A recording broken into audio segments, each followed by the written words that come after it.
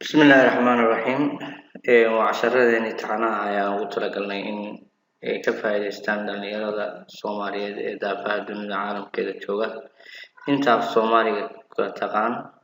أنت أنا قونين برنامج شرطة إن أي سي تي أوفيس كي برنامج هذا كلا يعني هو شعب ساري إن تنين السنة برتان إن ورين 10 كنا وروحوا كسب سنة program كان Word 2016 Pro waxaan maanta marka qaadanaynaa sida documentiga page setup-kiisa loo arko isla markaa waxaan ku xijinaynaa sida printerka loo oral documenti Word ah sida looga dhigi lahaa PDF waxaan qaadan doonaa casharkan ku xigi doona documenti PDF sida looga dhigi lahaa Word isagana waan qaadanaynaa hadii la haydmo la socod wanaagsan haddaba wadadee loo marayaa ugu horreyn file baad tegaysaa waxaan hormarinaynaa waxa la yiraahdo printer page setup halkan waxaad hore ugu soo qaadateen casharkii hore in la yiraahdo printer area halkan marka meesha u hooseysa waxa ku taala page setup marka page setup baa ku dhufanaysaa waxa ku soo baxaya marka box-ka la yiraahdo page setup waxa uu muuqanaya warqadan hadda dhinacan kaaga muuqatay preview baa qoraalku qoran yahay afarteeda koona sidii uu qoran yahay iyo sidii uu diyaarsan tahay quruxdeeda marka top meesha u koreysa oo kora hal weeye meesha u hooseysa oo iyadana waa hal meesha u dhinaca leftiga bidixda waa hal dhinaca midigtana hal weeye macnaheedu waxa weeye afarteeda dhinac warqada tan balance ka dhig si qurux badan qoraalkan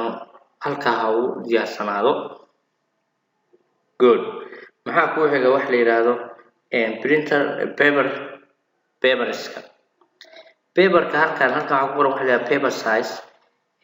warqada hadda isticmaalayna ballaceedu waa 8.5 dhererkeeduna waa 11 halkan markaa furtid fataxda soo saartid waxaas waa warqado dhamaantood laakiin maxaa laga isticmaalaa A4 waa la isticmaalaa A3 waa la isticmaalaa A5 waa la isticmaalaa laakiin marka office caadi ah document caadi ah isticmaalaysa A4 balna waa la isticmaalaa letter wax la yiraahdo waa la isticmaalaa letter oo ugu koraysa documentiga good halkan waxa ku qoran wax la yiraahdo print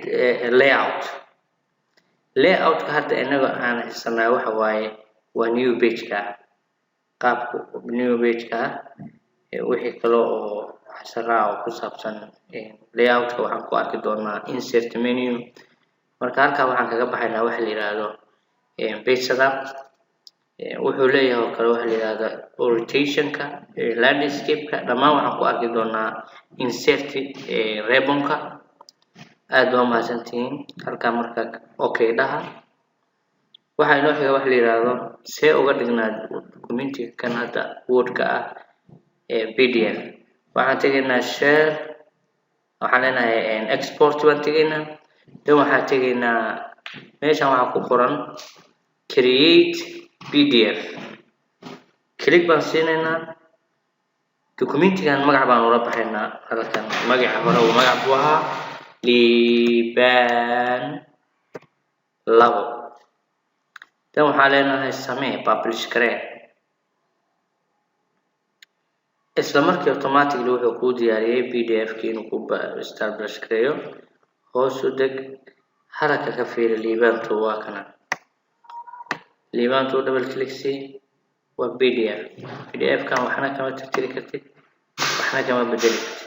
insha Allah waxaan arki doonaa inagoo ka dhigi doonaa Word caadi ah dhammaan dhalinyarada daawata barnaamijkan subscribe like iyo comment ayaa ka codsanaya fadlan please saara soo like comment ka soo bixiya aad baa u mahadsantihiin thank you very much